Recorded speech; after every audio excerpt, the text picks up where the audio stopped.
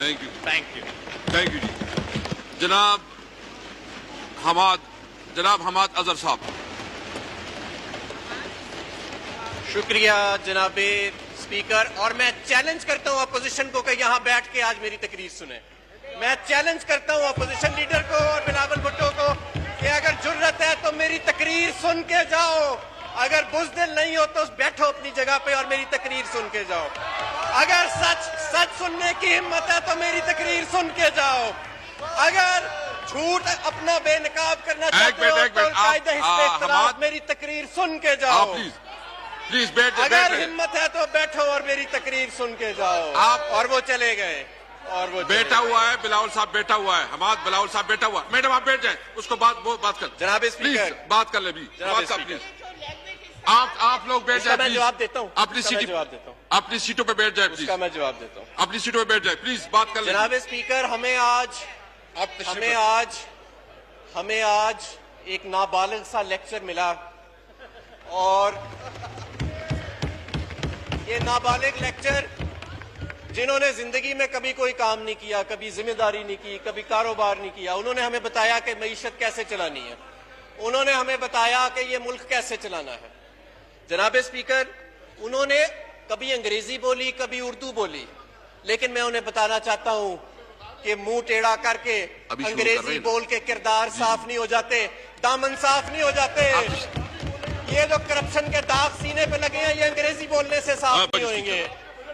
मेरे जनाब स्पीकर जी आप प्लीज अपना आप तशरीफ रखें प्लीज। जनाब स्पीकर, ये वही शख्स है जिसने कहा था कि मैं तुमको जूता मारूंगा और इसने आज तक इसने माफी नहीं मांगी। ये वही शख्स है। ये बजट तक इसको किसी किस्म की रिलीफ देने की जरूरत नहीं। जनाब स्पीकर, हमें कहा गया कि this is a government by puppets. Do they want a government of convicts? Do they want a government in which the people are known not by their names but by the dirtiest scandals in the history of this country? हमें लोगों ने मुंतखब किया है 22 साल की इमरान खान की जिद्दोजहद के बाद। हम कोई 10% 20% की बुनियाद पे यहाँ नहीं आए। हम कोई चंद जागीरदारों को डरा धमका के उनको पैसे दे के यहाँ पे नहीं पहुंचे। और हम पाकिस्तान तहरीके इंसाफ के वो जांबाज कारकुन हैं और वो जा रहे हैं। मैंने चैलेंज किया था कि मेरी तकरीर सुने। ये जो जानवर गिना रहे थे अपने आखिरी कलमे में, जो बड़ी नामुनासिब बात की, मैं आज उसका जवाब दूंगा। इनमें हिम्मत नहीं है सुनने की। जनाब स्पीकर, मैं सिर्फ आपको ये याद दिलाना चाहता हूं कि ये जो आपके सामने डाइस है, इस पे एक साबिक वजीर आजम ने खड़ा होकर कहा था कि मैं जूता मारूंगा और आज तक माजरत नहीं की। ये जो खड़ा है ऐवान, ये जो यहाँ पे ये जो कायदे हिस्से इख्तिलाफ की सीट है, यहाँ पे खड़ा होके एक शख्स ने शीरी मजारी को के ऊपर जो कलमात कहे थे, वो भी इस रिकॉर्ड का हिस्सा है। उन्हीं डेस्कों से जो आवाजें आती हैं, वो भी आपको भी मालूम है और मुझे भी मालूम है। उससे बुरी आवाजें हमने कभी किसी गली कूचे में नहीं सुनी जो पीपल्स पार्टी के उन डेस्कों से आती हैं। मैं सिर्फ ये याद दिलाना चाह रहा हूं कि जो आज हमें लेक्चर दे रहे थे कि ये मुल्क कैसे चलाना है, यहीं से आवाज आई और पंजाब को गाली दी गई और कहा गया कि पूरे पंजाब का कल्चर है गाली देना। इन्हीं डेस्कों से आवाज आई। मैं भी पंजाब की मिट्टी का एक बेटा हूं। पंजाब का कल्चर गाली देना नहीं है। पंजाब का कल्चर हरगिज गाली देना नहीं है। और जो शख्स ये कहेगा वो पंजाब की तहजीब को, पंजाब की तारीख को, पंजाब की सकाफत को, पंजाब के कल्चर को, पंजाब की तारीख को मसख कर रहा है। और मैं आपसे कहूंगा, आप इस वक्त प्रिविलेज मोशन मूव करें और उस शख्स को कटहरे में खड़ा करें जिसने एक पूरे सूबे की इस तरह बेहुरमती की है। जनाब स्पीकर, क्योंकि वो तो चले गए हैं, उन्होंने महंगाई पे बड़ा तज़किरा किया और इकोनॉमिक ग्रोथ पे कि ये 4% ग्रोथ कहां से आ गई। इस पे ऐसे महसूस हो रहा था कि जैसे पाकिस्तान पीपल्स पार्टी के को चेयरमैन को बड़ी तकलीफ हो रही है। तो मैंने डेटा निकाला। Order in the house please. Order in the house please. तो मैंने डेटा निकाला। Order in the house please. अपनी सीटों पे तशरीफ रख ले प्लीज। अपनी सीटों पे तशरीफ रख ले please. Order in the house please. Speaker साहब, मैंने डेटा निकाला कि आखिर पीपल्स पार्टी के को चेयरमैन को 4% ग्रोथ पे इतनी तकलीफ क्यों हो रही है। तो पता लगा कि इनके 5 साल में कोई एक भी ऐसा साल नहीं था जिसमें ये 4% इकोनॉमिक ग्रोथ हासिल कर सके। फिर महंगाई की शरह पे बड़ी बात हुई तो मैंने देखा कि ये महंगाई की शरह के ऊपर बात कर रहे हैं। इस वक्त 8.5% के करीब औसतन महंगाई की शरह है। पाकिस्तान पीपल्स पार्टी के को चेयरमैन के दौर में, इनकी जमात के दौर में, ये तो उस वक्त इतने शायद अभी बच्चे होंगे, 21% पहले साल में महंगाई, पाकिस्तान की पिछले 20 साल की बुलंद तरीन सतह। दूसरे साल में 11.7%, तीसरे साल में 13.7% और फिर 11% महंगाई। इस वक्त 8.5% महंगाई की शरह है। कीमतें बढ़ने की मैं रफ्तार की बात कर रहा हूं, तो शायद ये है।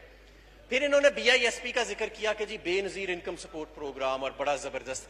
क्या ये वही प्रोग्राम नहीं जिसके अंदर फरजाना राजा, आपकी चेयरपर्सन, BISP 150 करोड़ रुपए की मफरूर है? क्या ये वही प्रोग्राम नहीं है?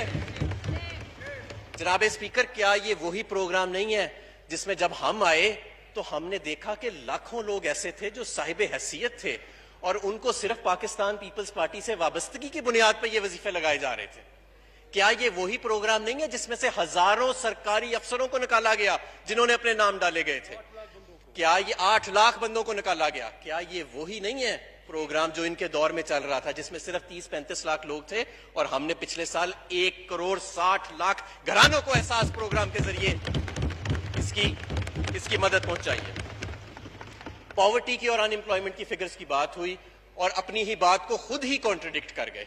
कहते पॉवर्टी बढ़ गई है, अनएम्प्लॉयमेंट बढ़ गई है, कोई फिगर नहीं दी, कोई डेटा नहीं दिया, क्योंकि सर्वे तो हुआ नहीं 2016-17 से। उसके बाद खुद ही एक इदारा है, कोई उसका नाम लिया और कहा कि इस इदारे के मुताबिक 3 सूबों में पिछले 2 साल में गुर्बत की शरह जो है उसमें कमी आई है। यानी एक तरफ कहते रहे कि करोड़ों लोग गुर्बत की लकीर से नीचे चले गए हैं और दूसरी जगह किसी और एक सर्वे का जिक्र कर दिया और कहा कि देखो ये 3 सूबों में पिछले 2 साल में कमी आई और एक में नहीं आई। और वो आपने भी सुना कि उसकी किस तरह की इन्होंने आपस में कॉन्ट्रडिक्टरी बातें की। जनाब स्पीकर, बिल्कुल ये बात दुरुस्त है कि हमने इस साल सैलरीज में 10% इजाफा किया है और महंगाई की औसतन शरह मैंने आपको बताई कि वो 8.5% है।